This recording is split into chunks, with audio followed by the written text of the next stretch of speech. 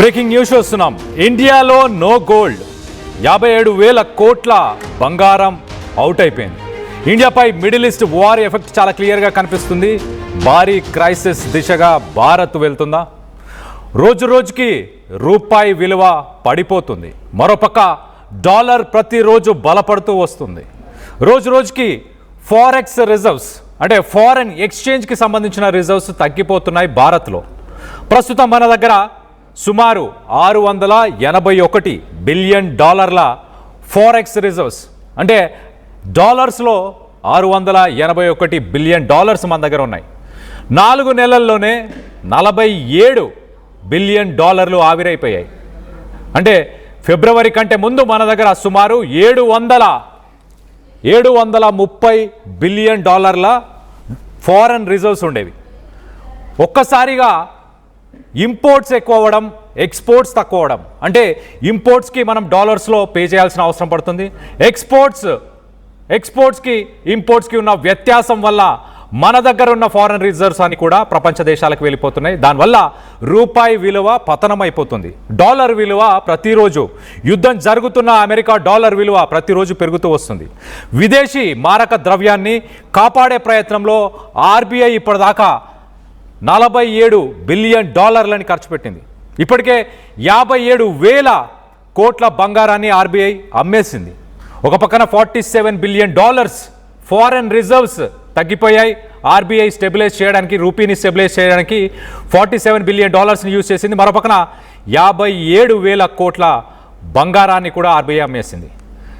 Export కంటే imports ఎక్కువ కావడం, రూపాయి పతనం అవ్వడమే దీనికి కారణం.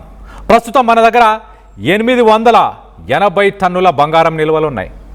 పరిస్థితి ఇలాగే కొనసాగితే మన దేశంలో ఆర్థిక సంక్షోభమే వచ్చే అవకాశం చాలా క్లియర్గా కనిపిస్తుంది. ఇప్పటికే గ్యాస్ ధరలు పెరిగిపోయాయి, పెట్రోల్ డీజిల్ ధరలు పెరిగిపోయాయి. ఇల్లు, బ్యాంకులు, లాకర్లో దాచుకున్న బంగారం విలువ, ప్రజల దగ్గర ఉన్న బంగారం ప్రస్తుతానికి భారతదేశంలో 30,000 టన్నులు. అందుకే దాచుకున్న బంగారాన్ని కరిగించి దాన్నే వాడుకోవాలంటూ ప్రధానమంత్రి మోదీ కూడా పిలుపునిచ్చారు. ఇటు రైట్ సైడ్ బాక్స్లో మనం చూడొచ్చు ప్రపంచ దేశాల దగ్గర ఎంత బంగారం నిల్వలు ఉన్నాయో. ఒకసారి ఆ ఇమేజ్లో వాటిని చెప్పే ప్రయత్నం కూడా చేస్తాం. ఒకసారి మనం చూస్తే అమెరికా దగ్గర 833 టన్నుల బంగారం ఉంది. జర్మనీ దగ్గర 3,351 టన్నులు. ఇటలీ దగ్గర 2,451 టన్నుల బంగారం. ఫ్రాన్స్ దగ్గర 2,437 టన్నుల బంగారం ఉంది. అలాగే రష్యా దగ్గర మనం చూస్తే 2,332 టన్నులు. చైనా దగ్గర 2,313 టన్నుల బంగారం. స్విట్జర్లాండ్లో 1,039 టన్నుల బంగారం. భారత్లో మనం చూస్తే భారత్లో చూడొచ్చు చాలా క్లియర్గా 880 టన్నుల బంగారం ప్రస్తుతానికి భారత్ రిజర్వ్ బ్యాంక్ దగ్గర ఉంది. భారత్ ప్రజల దగ్గర 30,000 టన్నుల బంగారం ఉంది. మొత్తం మీద జపాన్ 845 టన్నులు, పోలాండ్ 581 టన్నులు. సో ప్రధానమంత్రి మోదీ కూడా ఎవరి దగ్గరైతే ఇళ్లలో బంగారం, బ్యాంకర్లో కావచ్చు, ఇళ్లలో ఉన్న బంగారాన్ని కరిగించి మళ్ళీ వాడుకోండి. అంటే మీ ఇంట్లో పెళ్లి జరుగుతున్నా, మీ ఇంట్లో ఎలాంటి శుభకార్యం జరుగుతున్నా, మీకు బంగారం అవసరం ఉంటే మీ దగ్గర ఉన్న బంగారాన్నే కరిగించి వాడుకోండి. మీరు బంగారాన్ని కొనుగోలు చేస్తే అది ఇతర దేశాల నుంచి దిగుమతి చేయాలి. అప్పుడు డాలర్లని ఖర్చు పెట్టాల్సిన పరిస్థితి, ఇంకా మన ఫారెన్ రిజర్వ్స్ తగ్గిపోతాయి. దానివల్ల రూపాయి విలువ ఇంకా పతనం అవుతుంది. అందుకే ప్రధానమంత్రి మోదీ కూడా దీనికే పిలుపునిచ్చారు. ఒకసారి ప్రధానమంత్రి మోదీ ఏం మాట్లాడారో ఒకసారి గుర్తు చేసుకునే ప్రయత్నం చేద్దాం. ఒకసారి ఆయన మాటలోనే మరొకసారి విని డీటెయిల్గా దీని గురించి విశ్లేషణ చేసే ప్రయత్నం చేద్దాం. गोल्ड यानी सोने की खरीद एक और पहलू है जिसमें विदेशी मुद्रा बहुत अधिक खर्च होती है.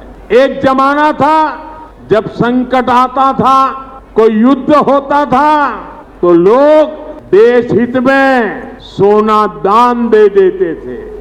आज दान की जरूरत नहीं है, लेकिन देश हित में हमको ये तय करना पड़ेगा कि साल भर तक घर में कोई भी फंक्शन हो, कोई भी कार्यक्रम हो, हम सोने के गहने नहीं खरीदेंगे, सोना नहीं खरीदेंगे।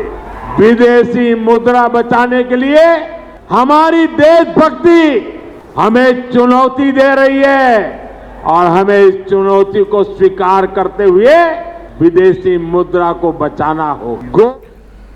ప్రధానమంత్రి మోదీ బంగారం గురించి మాట్లాడారు. ఒకప్పుడు దేశానికి ఏదైనా కరువు వచ్చినా ఇబ్బంది వచ్చినా ప్రజలు బంగారాన్ని ఇచ్చేవాళ్ళు, దానం చేసేవారు. అలాంటి పరిస్థితులు ఇప్పుడు